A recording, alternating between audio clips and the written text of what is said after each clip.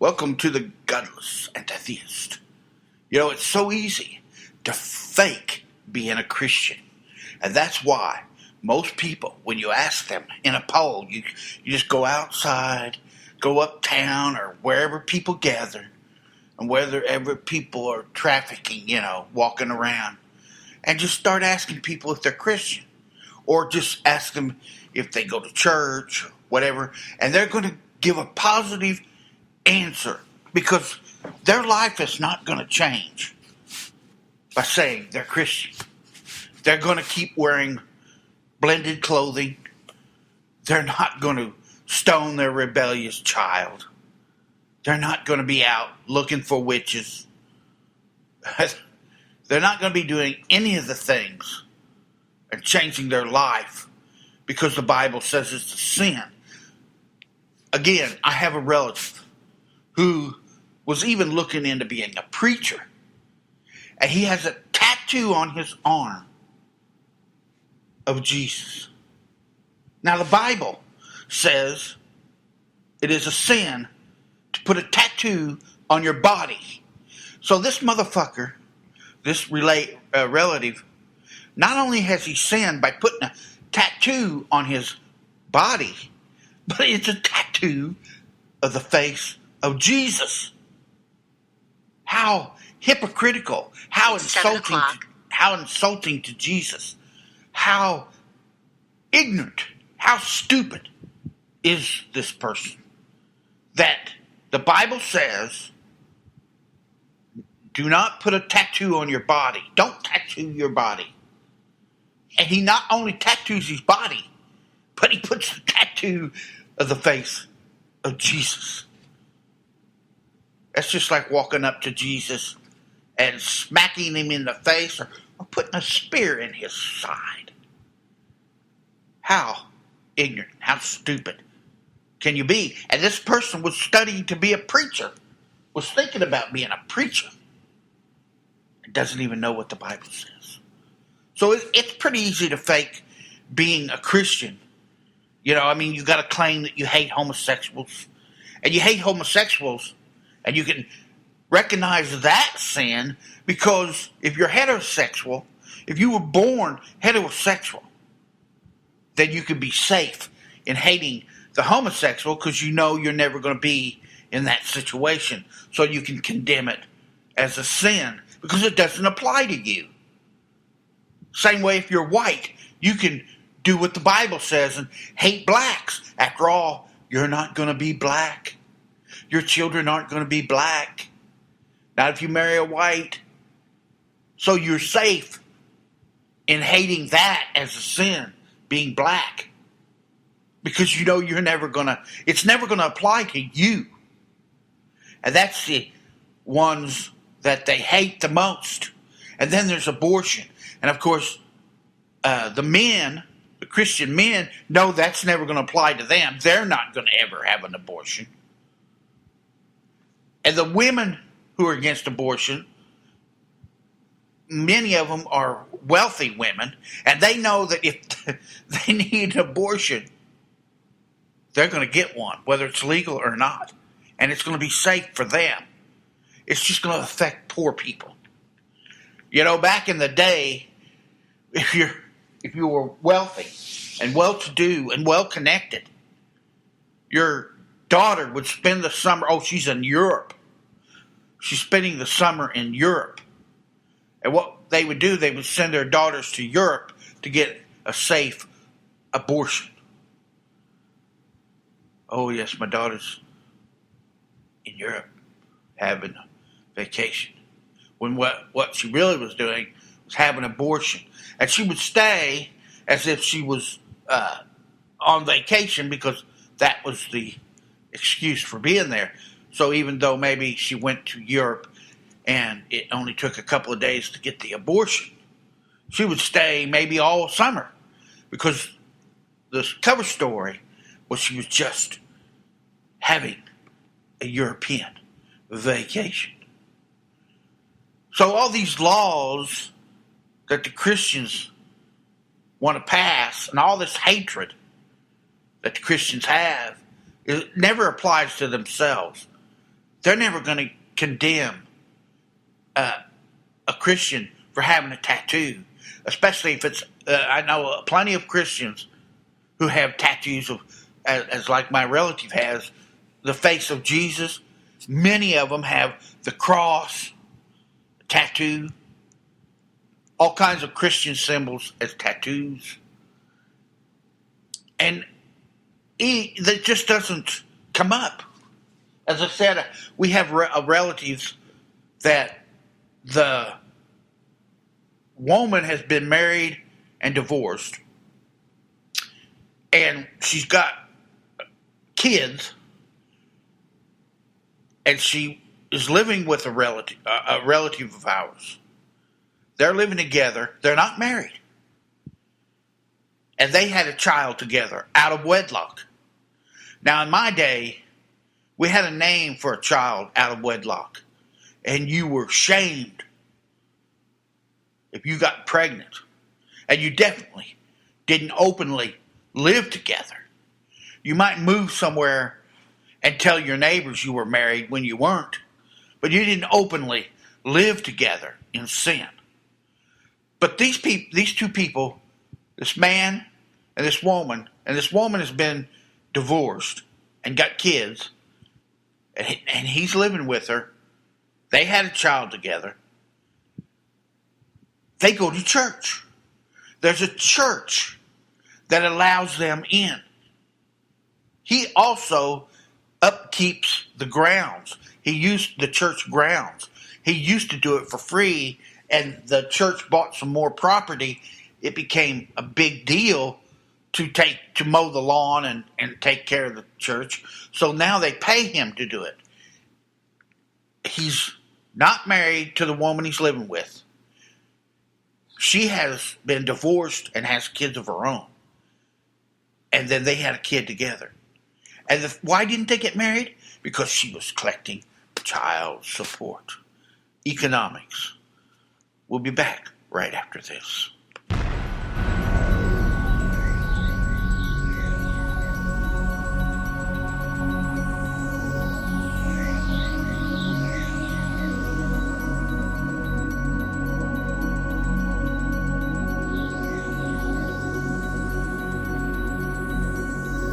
You're listening to the Godless Antitheist.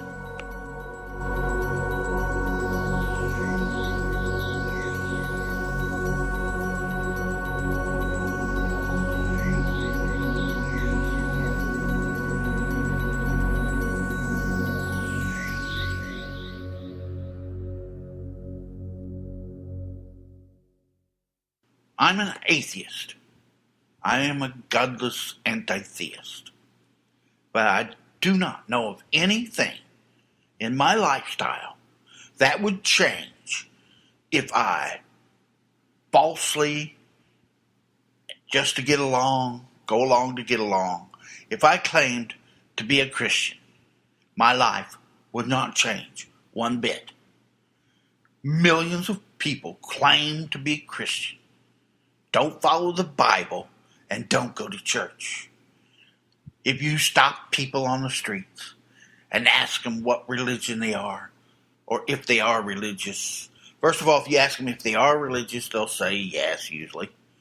Then ask them, what church do they go to? Most of them will say they don't go to church. Being a Christian, or saying you're a Christian, doesn't affect your life at all. The only people's lives that are affected is when the right-wing politicians, the right-wing conservative politicians, enact laws to attenuate and destroy atheists' right to free speech by passing blasphemy laws. People are hurt by Christianity when they're homosexual and can't get married because Christians pass laws that prevent it. People are hurt when white, right-wing Christian dominionists own slaves. Black people are hurt. when they think of us as wage slaves, do not want to establish a minimum wage and seek to work us for 50 cents an hour. They'd like to work us for 50 cents a day. Actually, they'd like to work us for free. Just have us stacked up like they do at Foxconn.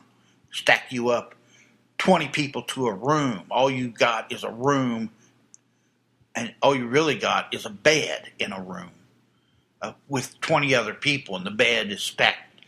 The beds are stacked up, and you eat at Foxconn, and you live at Foxconn. And life has been made rough for the rural people, for the people who lived the old way. So you have no choice. Voluntary servitude was not outlawed in America. But how is it voluntary servitude? In other words, how is it that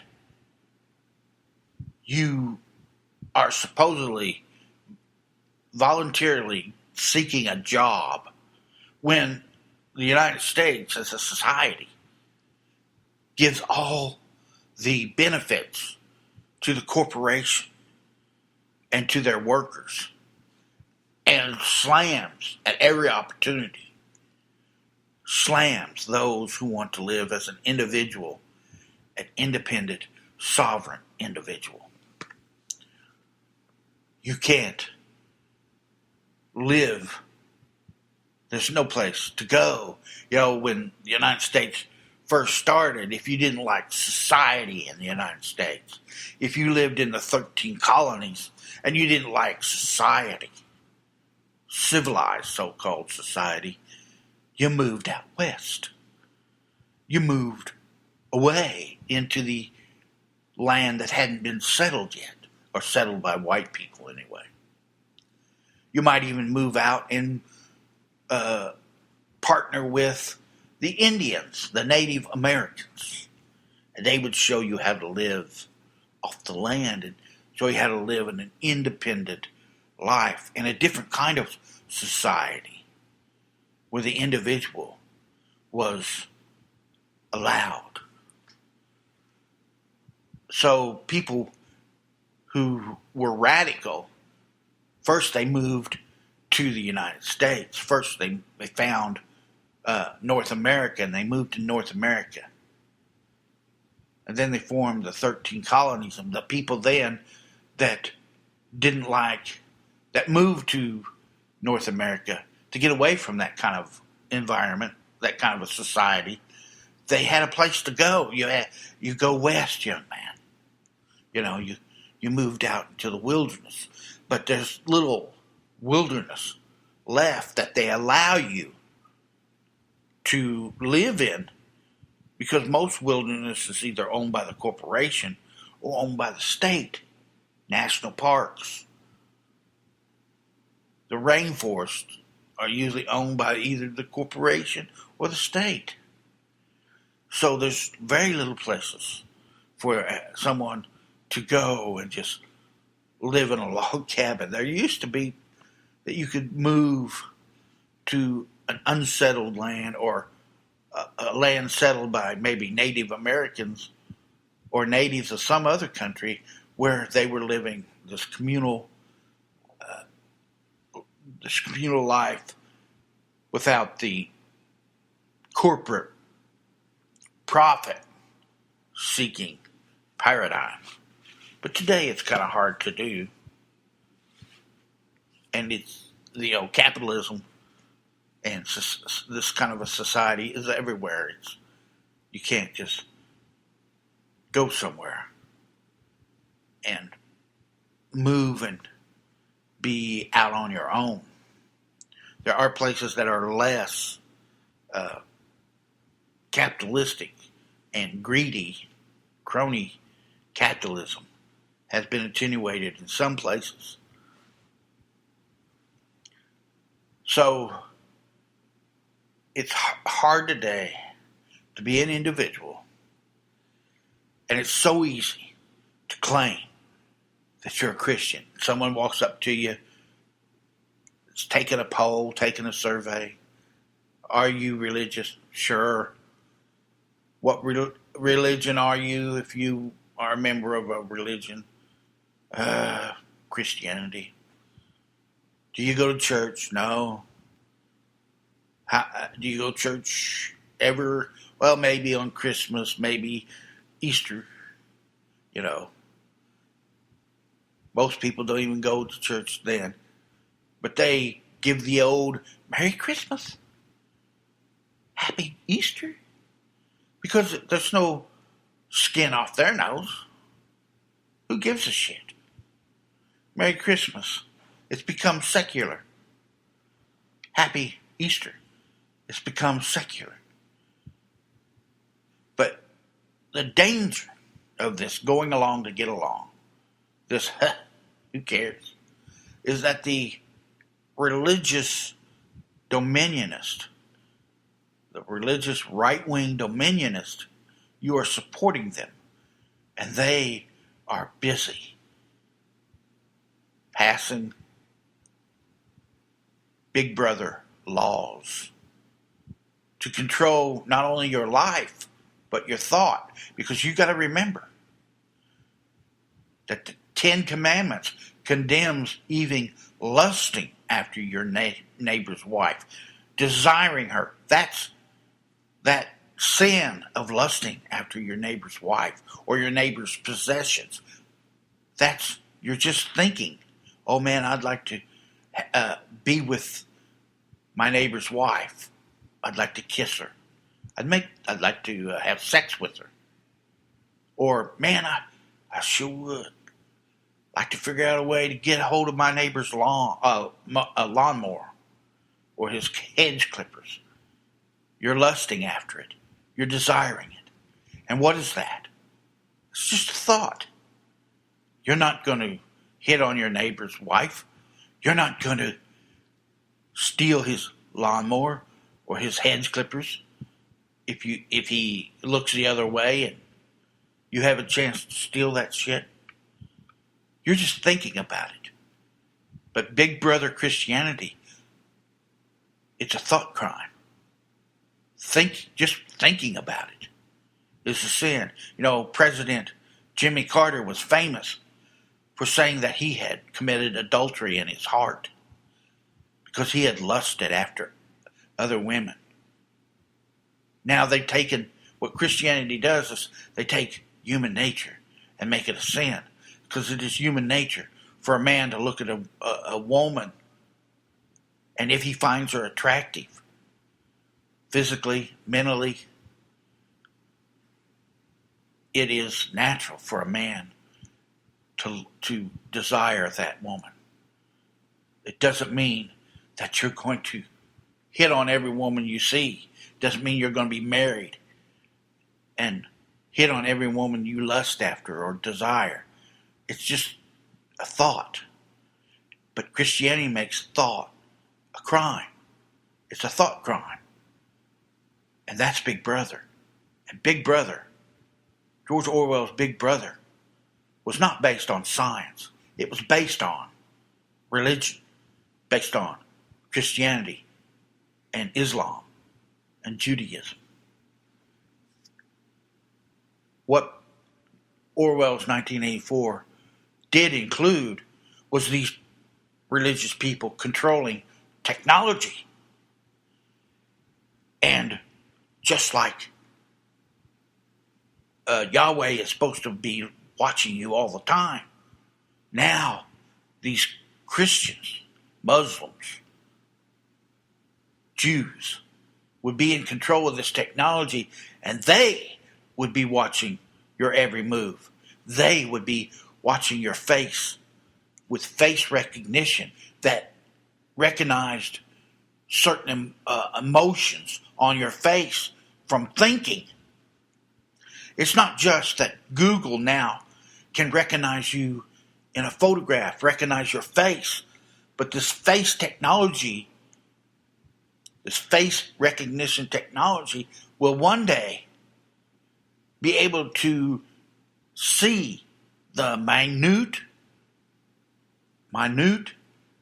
facial expressions on your face that have to do with certain kinds of thoughts. When you're thinking about a woman and having sex with this woman, you're looking at the woman, she's walking down the street, ooh, she looks nice. Yeah.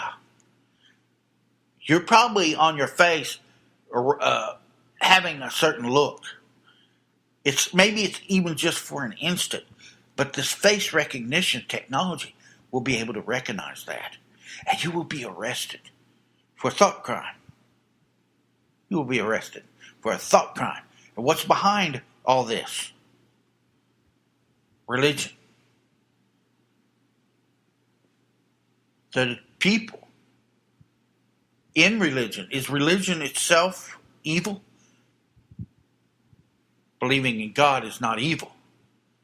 But what it is that the people in control of religion are evil people. They're cold-blooded, calculating, unsympathetic, no empathy with their fellow man. These are the people that seek to control and get in positions of power within religion. Because this is how you control the people, through this religion. So the people who seek this power over other people, of course, seek to be leaders of one of the institutions, one of the best institutions to control people. That's religion. And they made it extremely easy for people to say they are religious. Because you saying you're Christian, if you're walking down the street and someone's taking a survey or a poll in the United States and they ask you if you're religious and you say, yeah. And then they ask you what religion you are. Oh, I'm a Christian. It's just I'm religious. I'm Christian. Now leave me alone. I'm going to go back to shopping. I'm going to work. I'm going to go see my girlfriend. I'm going to go back home and live with my girlfriend. Not be married. Maybe even have, my baby's mama. My baby's mama. She's not my wife. She's my baby's mama. You see, and they're Christian. They got these big old crosses around their necks. And that's not his wife. That's his baby's mama. And the woman says, with her big cross around her neck, yeah, that's not my husband. That's my baby's father. I'm my baby's mama. He's the baby's father. That's not my husband. And he says, he doesn't say that's my wife. It's not his wife. It's his girlfriend. As a matter of fact, he may have several babies' mama. But you ask him, he's a Christian. Wow. Astonishing. It just doesn't cost anything to say you're a Christian. And while these people are going along to get along, the people that want to use religion for Big Brother and to control you through Big Brother is using this religion. And by sloughing it off and say, yeah, I'm a Christian, you're supporting the domination agenda of the conservative right wing. You're supporting that. Free speech in America. But there's 10 or so states where I cannot say there is no God. Free speech in America? I don't think so. Freedom of association. Well, today it's tolerated. But a white woman with a black man or a black man with a white woman, or even at times a white man and a black man being friends. Oh my goodness, not friends, tolerated. You tolerate the black being around you, but you don't invite him over for dinner. He might get to know your sister. Your sister might think, after a while, after being around this black man, why, this black man is the same as we are. This black man is a human being. Why, he's a decent human being. Why, I could like this man. I could love this man. We don't want that now, do we? Today, it may be tolerated. But we got a long way to go. And if you've been paying close attention, any attention to politics, you know that the conservative, right-wing Christian dominionists are asserting their power. Homosexuals may be out of the closet, but they still can't be married. And why do they want to be married? If they had any sense, they wouldn't want to be married. They wouldn't want to get married. But again, we give special privileges to married couples. In other words, if my wife goes to the hospital, I can see her. If my wife goes to the hospital and a medical decision needs to be made and she can't make it, she's out of her mind, or she's in a coma, or she's incapacitated in some way, they're not going to go to her parents and ask them what to do medically. They're not going to go to her sisters or her brother or her cousins. They're going to go to me because I am her husband, and vice versa. If I was incapacitated in hospital, they're not going to go to my parents. They're not going to go to my sisters, my brothers, my cousins. They're going to go to my wife because she's my wife. So gays want to get married so that when their loved ones, who they're going to spend their life with, when they're incapacitated, that they have the main say in what happens to their medical treatment. But today, if you're living with and gay, you're not married, so when your loved one goes in the hospital, they can't legally turn to you for medical advice, your approval for the medical procedure. They go to their family, the mother, the father, the sister, the brother, the cousin, because you have no legal standing as a gay male couple or a lesbian gay couple. You have no legal rights. It's sad that love is destroyed. Christianity claims to be in favor of love. But for most of us, it's no skin off our nose to say we're Christian. But what we're doing is we're giving these Christians the power to prevent gay marriage. Simply by not caring not caring about truth, actually, and say, yeah, I'm Christian, and go on about your day. Because it's not going to affect you. You're not prevented from being married.